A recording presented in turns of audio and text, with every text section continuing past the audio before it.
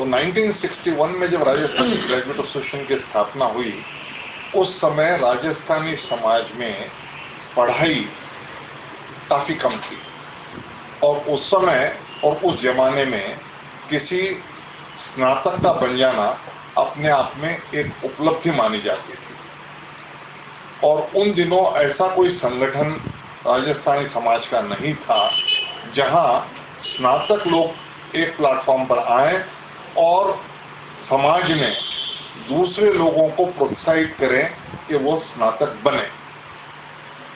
अब समय के बदलाव के साथ आज समय ऐसा आ गया है जहां स्नातक की वैल्यू काफ़ी कम हो गई, और लोग इवन राजस्थानी समाज में भी प्रोफेशनल बन गए हैं, मास्टर डिग्री में आ गए हैं, डॉक्टर्स काफ़ी हैं, इंजीनियर्स काफ़ी हैं, चार्टर्ड अकाउंटेंट्स काफ़ी हैं, वकील काफ़ी हैं।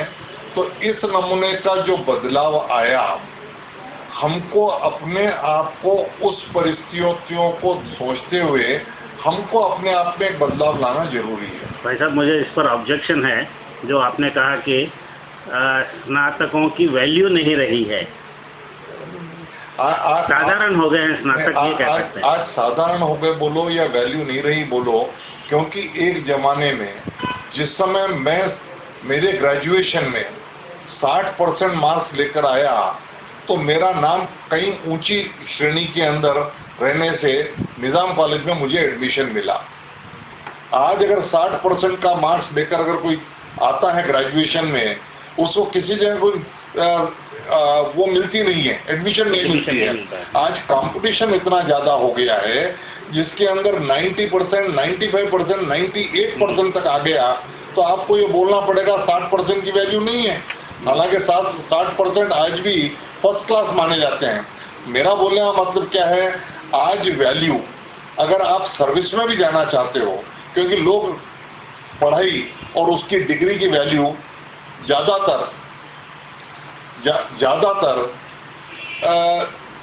नौकरी के अंदर कैसे मिल सकता है उस पर रहती है।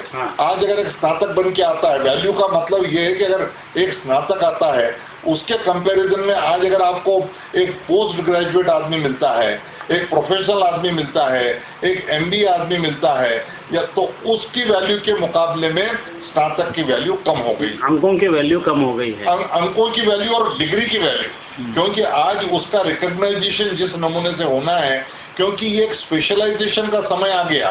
फॉर एग्जाम्पल, आज इंफॉर्मेशन टेक्नोलॉजी की जो का माहौल जो बना है, आज वो वैल्यू ज़्यादा हो गई निस्बतन सिंपल BA BSc BCom के पास होने में। तो आज जो वैल्यू की बात मैं कर रहा हूँ वो उस नमूने से है।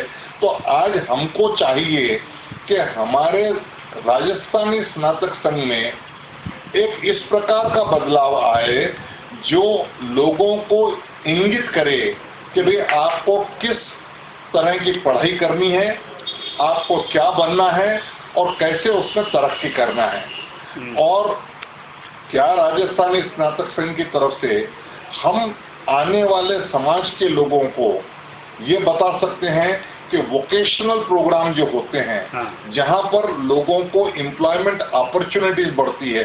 एक तो हो गया प्रोफेशनल कोर्स, जो प्रोफेशन के हिसाब से प्रोफेशनल उसको देखता है कि भाई उनको कैसे मिलेगा।